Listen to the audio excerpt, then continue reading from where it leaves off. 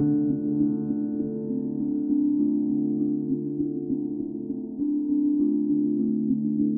you all for joining us, whoever is watching this today. So we are very lucky to have Connie Walker here with us to talk about light pollution and other related subjects to our dark and quiet skies. And we also have Salman Hameed, who's here as well.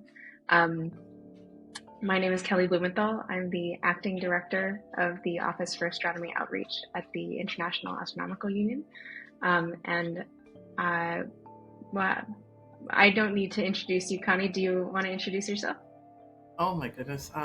Well, I'm an astronomer at the U.S. National Optical Observatory, and it's called NOIRLab. A little funny name, but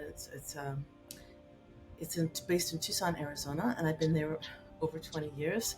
I primarily concentrate these days on issues of light pollution that are both ground-based and space-based issues. And today we're going to talk about mostly that which affects the ground-based, not just observatories, but people in general. And I am involved in various organizations that have to do with light pollution and also issues of satellite constellation impacting astronomy. Number of dog noises that are happening in the background. Salman, please, would you like to introduce yourself? Sure, and dog noises are great. I mean, I think that makes part of the interview sort of like, it enriches it a little. I'm Salman Hameed. I'm an astronomer by training, and I also create astronomy videos for audiences in South Asia as well as videos in English as well. And I run Kainaat Studios, and I'm a professor at Hampshire College in Massachusetts. Wonderful. I know that we could probably talk for more than an hour about all of this information. So, Connie, how serious really is the threat of light pollution for astronomy? Well, there's an estimated 83% of people on Earth that live under light polluted skies, and this essentially washes out the Milky Way. And why does light pollution necessarily do that? And the answer actually lies in global urbanization and the technological advancement of the last century or so. Urban life is synonymous with glimmering city lights at night, and as attractive as that may sound, light pollution has dramatically increased because of it. The prevalent outdoor sources such as street lights, car lights, and bright advertising billboards all contribute to the decreased visibility of the starry night sky, and the advent of new efficient sources of light such as light emitting diodes they're good on one hand, they're energy saving, but they have some notable repercussions as well. And all of these add into the mix of why you might really only be able to see, say, the moon at night in the midst of a brightly lit city. And in addition, light pollution has detrimental effects on various ecologies and life on Earth. And there's compelling evidence that shows how constant exposure to light may negatively affect nocturnal animals and insects and crucial ecological systems that concern agriculture and food supplies, and even biological systems that are important to our health and our well-being. And one example of the habitats and habits of animals being disrupted are, say, newly hatched sea turtles who do not make it back into the ocean because they're distracted by lights from big buildings. And another example are migrating birds that collide with brightly lit buildings. In terms of human health, our circadian rhythms depend on dark skies in order to know when to take proper rest, as well as to keep our internal clocks in check. So there are ties, for instance, to sleep deprivation, obesity, diabetes, and there are some ongoing studies actually that tie to a couple of cancers. And then, of course, there's also an increase in light pollution that can also be sort of wasted energy, such as lights when they're not needed to be on, and that leads to an increase of the use of fossil fuels to create that electricity. But what really is near and dear to my heart is that a washed out sky can also cause a loss of inspiration for the next generation. A starry night sky is a source of wonder and inspiration that makes your eyes widen and you gasp at the sight of more stars than you can ever count. And starry night skies have inspired Van Gogh to paint Starry Night, and Holst to compose the musical composition The Planets, and Shakespeare to write beautiful sonnets. Um, if our ability to see a starry night sky disappears, so does the inspiration for kids and future generations all over the world.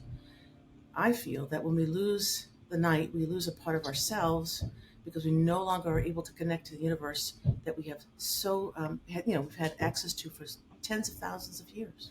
So, in the recent Science Journal article by Kaiba et al. In 2023, citizen science data from the International Globe at Night program was used to find that the night sky got about an average of 9.6%, or basically 10% brighter every year over the past 12 years. I was part of that team, and we investigated the change in global sky brightness from about 2011 to 2022 using over 50,000 citizen science observations. So that's observation for people all over the world. And this is of what they call naked eye stellar visibility. And just what you can see with your eyes towards the sky.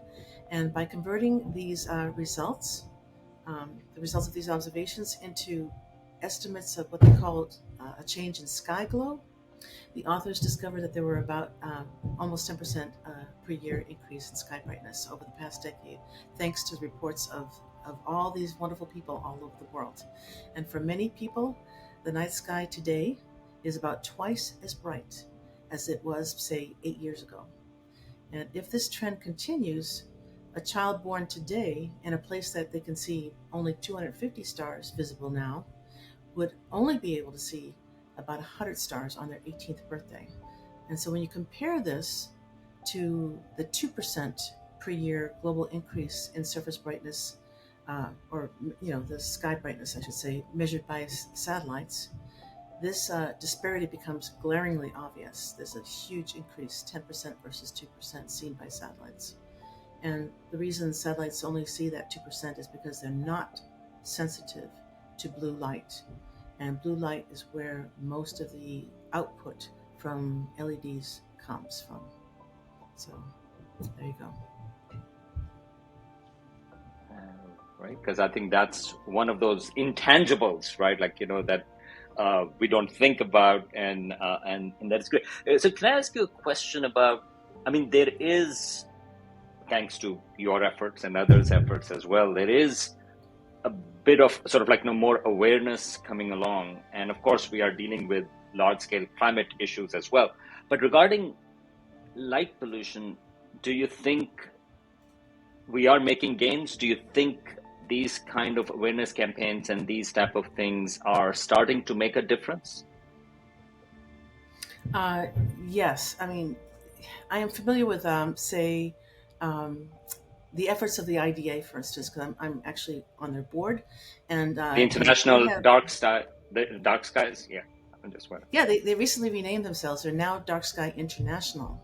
And so they have a huge program that they've been doing for many years, for I say over 20 years. It's called Dark Sky Places. And there's also other foundations like the Starlight Foundation and the Royal Astronomical Society that have sort of accreditation for dark sky places. But and right now there's about over 160,000 square kilometers of protected land, protecting the night skies basically in about 22 different countries and on 6 different continents. And this list is growing by leaps and bounds every single year. The program started, I guess, with Flagstaff declaring it a dark sky city in 2001. And then by 2010 or so, there were about 10 dark sky places. And now there's been about a 300% increase since then in the past, say, 6 years or so. So there's no slowing down that program. And what it does is it's one of our first lines of defense, actually, in preserving the starry night sky as a conservation priority. And so it can be there for basically future generations.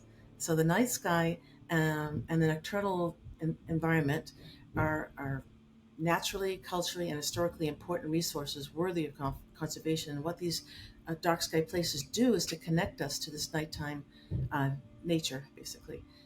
So the International Dark Sky Places protect ecologically sensitive areas and our sort of universal heritage in the starry night sky. Um, so we also have, say, the IAU that's been very progressive in this regard too. We have Commission B7, and we also have an executive working group working on it. And there's a very, very nice resolution made in 2009 with people's right to the night sky, basically. So, and they recommend, the IAU recommends, especially through a recent conference that they had on dark and quiet skies, to basically safeguard the right of any citizen to enjoy the vision of the starry sky, both through national and local governments, and that those governments should establish a suitable number of dark sky oases. And that's where these dark sky places, basically, that was the endorsement for these dark sky places. What can I say?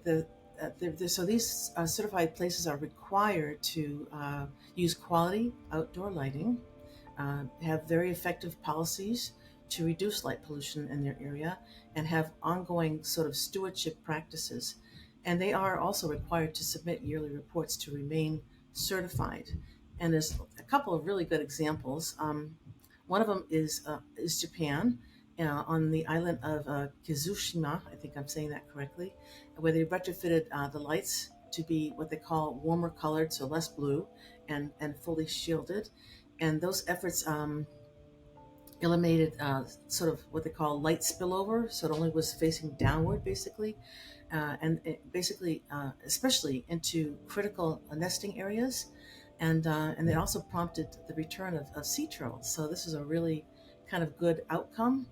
And a second example I'll just give is of an area called Mont Magantic in Canada.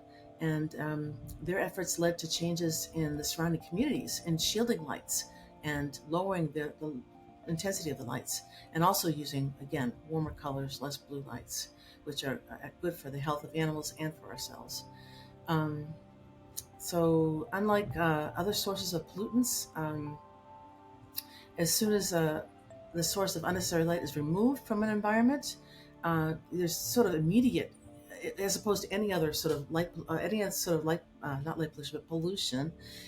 You see with light pollution, if it's removed, you see sort of an immediate and tangible improvements that actually can be measured. And there's a couple of papers I can give you later if you want to put on your website that show these trends that were seen soon after the lights were removed and better lighting put in, I should say. So the program works by requiring these things of lighting policy and dark sky friendly kind of retrofits and outreach and education and monitoring the brightness of the night sky. And I'd say of many of the things that are out there, these dark sky places are one of the best sort of ambassadors of promoting good lighting and reducing light pollution. Yeah, I think that's the positive aspects are always good. I mean, like, because otherwise people get a little dejected. So, but I think that's great to hear that this can change. Mm-hmm, mm-hmm. Absolutely. And do you want to, before I ask the next question, Connie, do you want to plug that meeting that's happening in Ethiopia later this year? Mm-hmm. Yeah. Okay. In November there is a meeting in I never can say the city name correctly, but in Ethiopia, that is promoted by it's a IAU symposium number 386, and it's going to take place. Can you say the name Addis Ababa? I can't ever say the name correctly. That's close. Addis Ababa. Yeah. Addis Ababa, and so they're going to be having a lot of the most key the highly noted people around the world who are experts in astrotourism, giving talks about dark skies and the preservation of our cultural heritage, basically. And we hope that, and I think it is hybrid. And if you care to register, the registration is still going on at the moment. And so I hope to see many people there. It's going to be very, very exciting. I'm very excited about it. I hope I can join online. November is getting a little busy, but I'm really looking forward to it. Okay, so I want to ask you about it's actually related to the dark sky places and sanctuaries that you mentioned in the last response. So, in some cases, astrotourism, maybe on these dark sky places, is being promoted in connection with the protection of dark skies. Um, can you maybe talk about the connection between environmentalism, sustainability, responsible stewardship of the land, to the fight against light pollution? And then what should we really keep in mind when we engage in these kinds of activities to do it properly and respectfully? My pleasure. Yeah. At the heart of the issue, dark skies have an even deeper connection with human civilization and culture. Um, Entire generations living in urban areas have never seen the Milky Way arching overhead in the night. So, understanding our place in the universe starts with being able to see the night sky.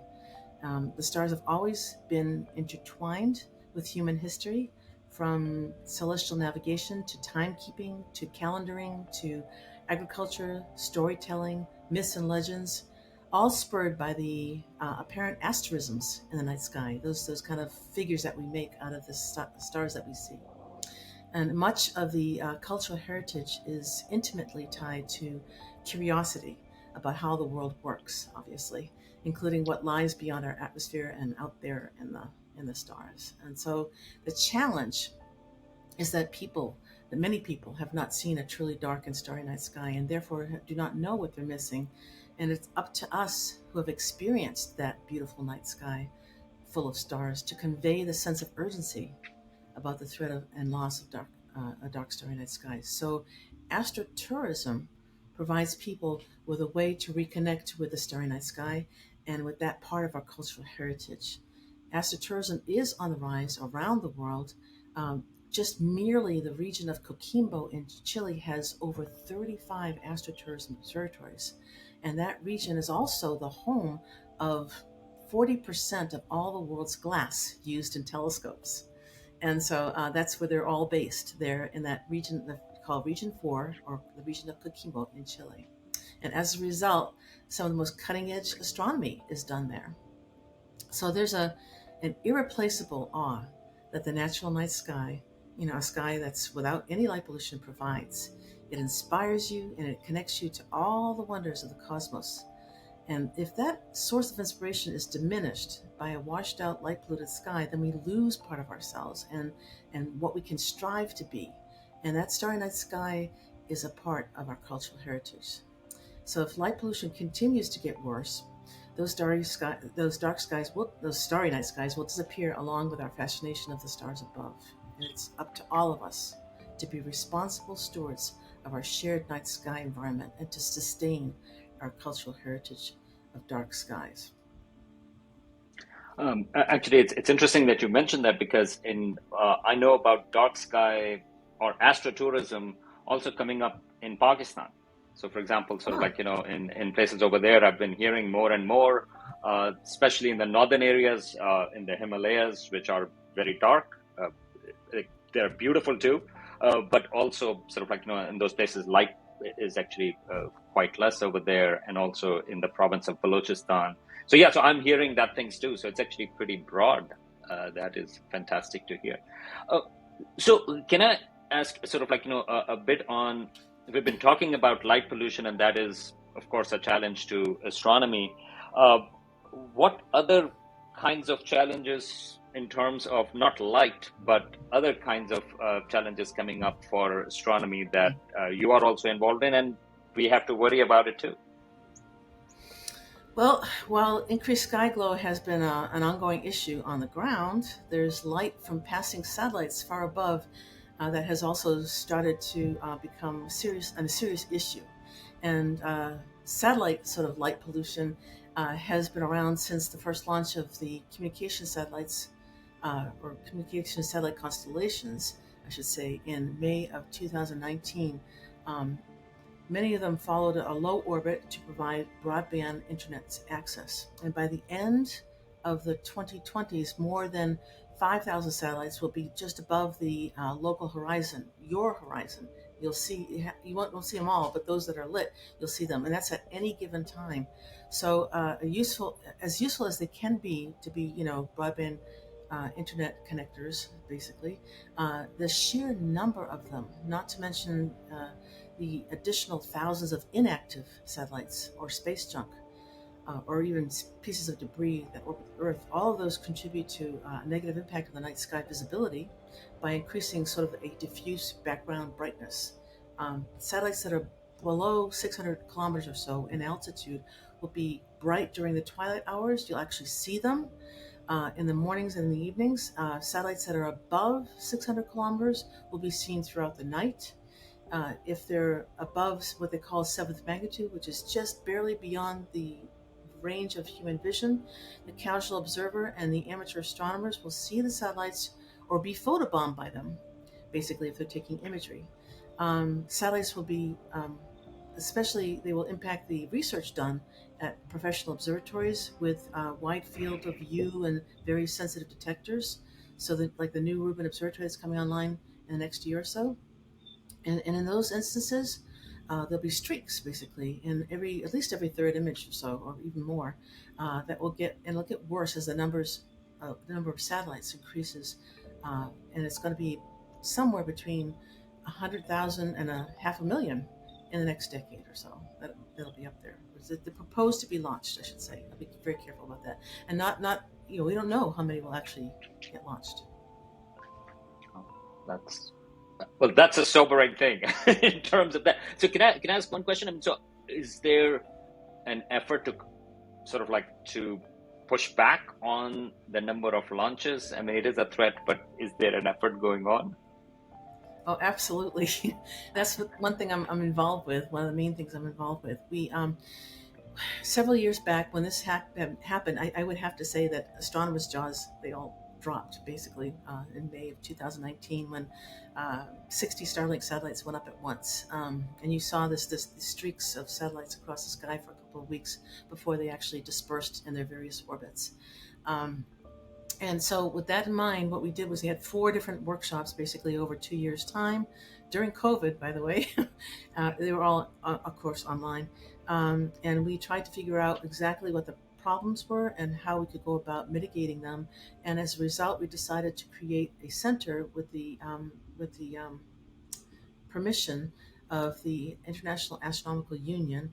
They allowed us to two of us entities, the U.S. National Optical Observatory, which is NOIRLab, where I work, and also the radio observatory known as the Square Kilometre Array, that's based in the UK. The both of us are hosting now what's called the International Astronomical Union's Center for the Protection of Dark and Quiet Sky from Satellite Constellation Interference. And this is known as CPS, just for short. And thankfully, it started a little over a year ago, and the center is now coordinating efforts to diminish the negative impacts or interference caused by the satellites. And they're trying to bring together various communities like satellite operators and regulators and astronomers and the wider community, and try to act as a bridge to moderate these impacts to the night sky. And so far it's going very, very well. That's great.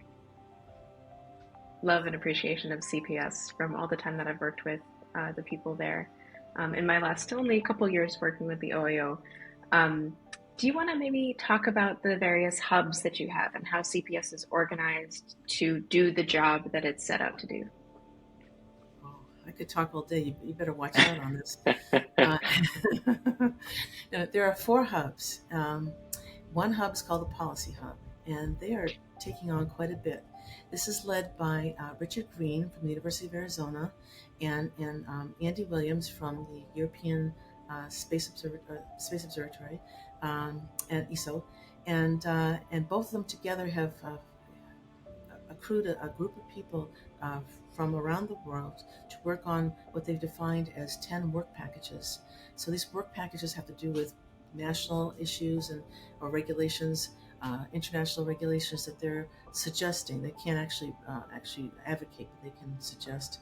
And they are, of course, going to different groups in different countries, and also helping us with our ties to the UN Committee for the Peaceful Use of Outer Space, and we've made some headways on in these areas, but that's another story. The second group is called the Community Engagement Group, and this is led by John Barentine of Dark Skies Consultants, and Jessica Heim, who is a PhD student at the University of Southern Queensland, and that's in Australia, but she's actually based in the United States. And both of them together are putting together an incredible program that tries to let people who don't usually have a voice to be able to have a safety zone to be duly consulted, basically. And also they've recently come up with an incredible set of 8 very short videos that concentrate on different parts of what it means to have these issues with satellite constellations, and it's very well done. It's on our website if you need to see it at cps.iau.org. And this third place is the Satellite Hub. They call it Sat Hub for short. And this is there are 3 people that are heading this particular hub. That's Meredith Rawls from the University of Washington, who's also involved with the Rubin Observatory. There's Siegfried Egel from the University of Illinois at Urbana-Champaign, and there is Mike Peel from now Imperial College in London. He just changed jobs recently, and all 3 of them together. Mike takes care of the radio part and for the most part, and Meredith and Siegfried are in charge of optical issues with respect to software developments to predict the passes, and also maybe eventually mask. We haven't quite gotten to that one yet. And also they have a repository for data for observations of satellites. And the fourth one is our industry hub. And this is they have a challenging job of trying to connect to various industries and make them feel like they have a safety zone in which to express their opinions and try to figure out mitigation solutions. And anyway, so it's a wonderful set of people, and we have 3 of us that are facilitating or managing, you could say. That's Piero Benvenuti, who is basically our executive director, and there's 2 co-directors, Federico De Bruno from the Square Kilometer Array, and myself. Manage all of that together, but you're doing a great job, and we really appreciate all of the work that you do in all of your various hats. So the last question that we have for you today, we've talked about a lot of things. There's a lot of stuff happening. You're doing a lot of things, but what is the one thing that you want the audience to take away from this conversation? Maybe also, what's the one step at the absolute minimum that people can take to protect our night skies or join in the fight against light pollution? Usually there's barriers for people to get involved, so I'd like the audience to consider that light pollution is actually the easiest of all pollutions to fix, that more people should be aware of it and choose to do something to fix it, even if it's just at home, and that's where it's actually easiest to fix. So there you only need to light at the right time, light in the right places, and by the right amount. So just remember that. And more specifically, if you want some specifics, you can use timers and motion sensors and decide which lights that you light and where you need them and not where you don't. And you can use energy efficient lights that are more amber colored and not so much blue light, which has been shown to affect people's health with long exposure to it at night. And in other words, my message to the audience is that it's up to all of us to be responsible stewards of our night sky environment in order to sustain that part of our cultural heritage for generations to come. Thank you so much, Connie, for joining us today in this interview. And thank you to everybody that's watching for being a part of this and joining in on the fight against light pollution to protect our dark and quiet skies and to be better stewards of our dark skies. So thank you, Connie. And Salman, please. Yeah. If I can just add, and we will add links in the video description to several of the things that Connie also mentioned, but also what to do, guidelines to that, and things like that as well.